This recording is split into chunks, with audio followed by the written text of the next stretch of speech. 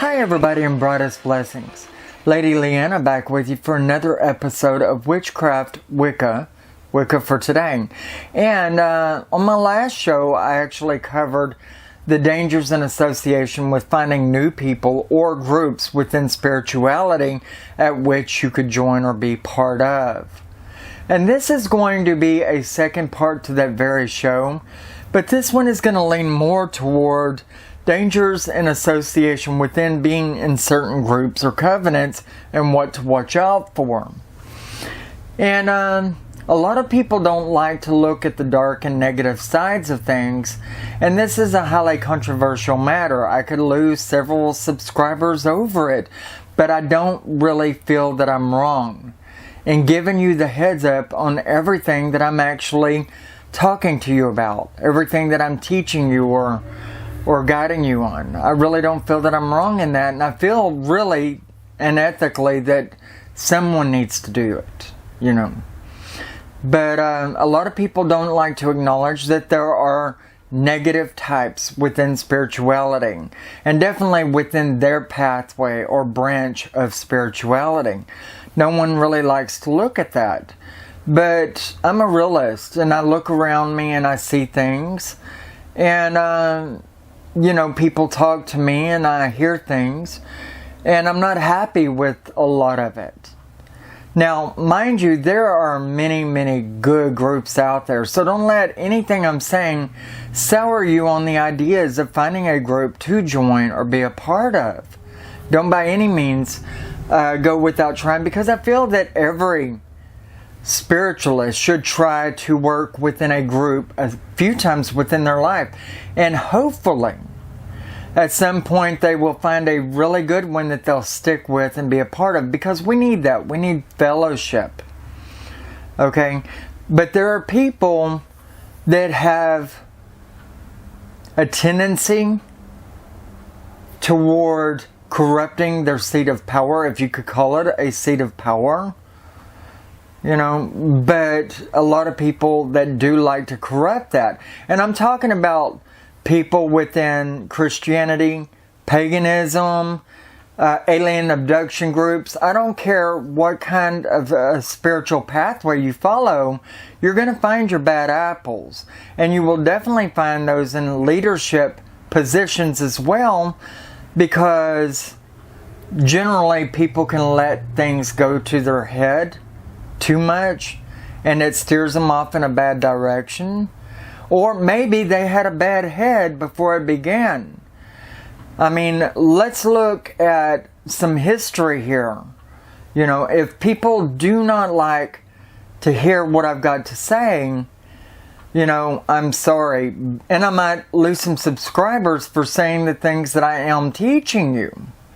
But I don't feel that I'm wrong and giving you the heads up on the things that I'm saying. Let's look at history if you don't want to believe that it exists. There was the Jim Jones tragedy, and it happened in 1978, where he had convinced over 900 people to drink the Kool-Aid. And by that I mean the cyanide poison-laced Kool-Aid, which they had found all of these people scattered all over the ground dead, as well as some newscast media people that were gunned down and shot, if not some FBI agents as well. But it was in November of 1978. As a matter of fact, I was a child of about 10 years old, and I remember watching all of this on the news. My parents were quite open, and I guess that's why I am too. They weren't pagan, by the way, but they were quite open. And this is only one example. Look at Charlie Manson. Now, Jim Jones was a perfect example of the one that let his power go to his head. Charlie Manson is one that had to have been, and I'm only theorizing this, had to have been already loco whenever he began what he had begun. You know, and his motif was taking his members, convincing them to sleep with him, men and women, as well as to murder a house full of people. Okay? And I'm talking about in the Folgers residence, and I'm talking about the coffee people. And Sharon Tate was in there, which was a big movie star at that time, from my understanding. But Charlie Manson was the murderous type, who basically was crazy to begin with. Jim Jones was a power play and convinced everyone that, you know, they needed to fight because the world was going to strike out against them. And then you have, let's see, the Heaven's Gate people, where one person convinced a house full of people to kill themselves through poisoning. Let's see, and there was one other I was going to touch on. I guess it isn't important. You know, and the Heaven's Gate people were convinced that their time was coming and then they were fixing to take off or whatever. You know, so it was, they're all different cases here. And these people exist. There are lower levels of the same thing, but they exist. And there are some out there, I'm sure, that are on their way to making their way to the top and I guess killing off all of their practitioners.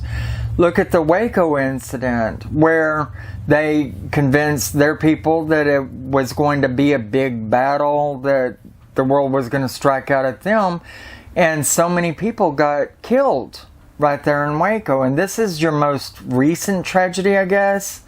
Either the Heaven's Gate or the Waco incident. I'm not sure exactly which came first. But, you know, it's really a tragedy. And you have a lot of people that are not in too high of a place in the world, but they can achieve a certain amount of power in with the people that actually surround them. And can be either very convincing, or the people could be relatively dumb, I guess, for lack of better terms. Either way, you end up with a tragedy with this mixture. But I have met people within my life that I had visited groups of and found that a lot of the same stuff was going on. On a lower level, the leaders were convincing people within the group to sleep with them. There was a lot of bed hopping in the group altogether, and I couldn't stand that. So a visit was all it was, and didn't make a habit of going back, I'll put it that way. But the leader was sleeping with like 4 or 5 of the different girls, if not more. And everybody else within the group was also bed hopping likewise. And that creates just a drama, a patent place, a hotbed of jealousy where everybody's staring daggers at each other. And, you know, it creates a really, really negative energy around all of those people that are attending that group, that are not doing the same thing, I guess. You know, and so you have a lot of people in high places convincing people to sleep with them within groups. And you have a lot of groups that are just renegade anyway, and everybody's sleeping together, regardless of whether they're married or whatnot. And some of them, you know, are not trustworthy as far as kids go. Now, these are few and far between, but they are out there. And I'm not actually talking about any particular spiritual group. It could be Christian, it could be pagan, it could be Catholic. I mean, you know, this stuff goes on, and it's truly sad. Because whenever I join a group or a covenant, I'm actually going for the education of it. I'm there to fellowship with all the other people that are supposed to be on the same level as I am, even if we believe differently from one another. We agree to disagree, but want to hear each other's take on particular matters, because we are to be the wise ones. We are to be open and laid back and ready to take in all that we can from the people that are around us. But you have so many people that are there for the wrong reasons, let's face it. Anyway, you also have people that are very controlling even if they're not at the top within a group. And they see a youngster coming in or somebody that's just new within a group, they take them under their wing and they correct them on everything they're doing, taking it on themselves, thinking that they're wiser than this other, and probably are wiser than this other person. They know that this other person's new to the group, and or they want to lay their hands on them and scare them to death, because it's so many people that this person don't know, but everybody is too smothering whenever you join in on it. But people that like to control other people into their way of believing, or correcting somebody when they're freshly joining in, thinking that they know more than them, to a point where they're smothering them out and making the whole experience of joining a group or a covenant uncomfortable and sometimes unbearable. People tend to walk away for this reason. And these are dangers that could warp a mind, some of them. They are dangers that can kill you, others of them. And then there are dangers that could just sour you on the whole idea of joining a group or a covenant anyway. Either way, it's not a good experience, and people should be aware of what's going on around them when they sit down within a covenant or group. Look around you, take note of the people and how they're interacting together. If you hear of jealousies, definitely continue to perk your ears up and listen to what's going on. If someone is, sleeping with new people that are extremely young or whatever, then you may want to get some helpful attention to that. But really, this is out there. It's going on. And this can be in a group that you're on for 3 months, 6 months, or even a year before you notice something of that nature going on. But when everybody is bed hopping and sleeping together, it creates a lot of jealousy. There's a big stagnation in the things that you could potentially learn there if they were a good group. I would run the other direction at the first sight of any of this that I've named. And you can typically tell if someone is overly controlling, and there's so many different ways that people can be controlling, or so many different ways one person can be. All in all, you have to watch what you get into. I mean, even your own friend that takes you there might try to monopolize a lot of your time when you're trying to just listen and learn there, by feeling that they have to explain everything to you. Or this old lady that takes you under her wing, feels that she knows more, and so she's trying to correct you and overly guide you when you're not asking for it, or the person that's sitting in the high place, that's trying to get you to sleep with them, and you already know that they're sleeping with 3 to 5 other people. And maybe you're not involved with any of it, but you're just seeing it going on around the circle. It's time to leave there, I think. I think that would be definitely the time to make tracks. And when you start hearing talk about the end of the world is coming and we have to make ready, I'm gone. I am not going to stay there. And surely there are a lot of people that believe that the end of the world will come. And I'm not downing that theory or idea. And I'm not one to judge, trial, or condemn any notion, ideal, or people, unless, of course, it's one that's going to kill you, or molest children, or take advantage of other people, control its members, to the extent that they should excommunicate you should you miss a particular meeting or whatever. To me, there is such thing as too much control. Because paganism, to begin with, is supposed to be a truly laid-back religion at which you can enjoy yourself and make it your own. And whenever it's an eclectic group, it's supposed to be even more laid back than that. Whereas it might be a little tighter if you're talking about a group that's entirely made out of witches, or a group that's entirely made out of Christians or whatnot. There is going to be a little less leniency in those groups because people are under the understanding that you, as everybody else, believes or follows in this particular way. But the religion altogether of Wicca, shamanism, Druidism, and so forth are all supposed to be very laid-back religions, where Christianity is a lot more tight-knit. Buddhism is a more direct idea of what's to transpire there, etc. But control and overly controlling. To a degree, certain control is necessary within any group. Because where there is no order, there's only disorder. Okay, but then there is overly controlling. There is uncomfortability by not being able to exist within your religion because somebody is beating you down saying that something has to be a particular way.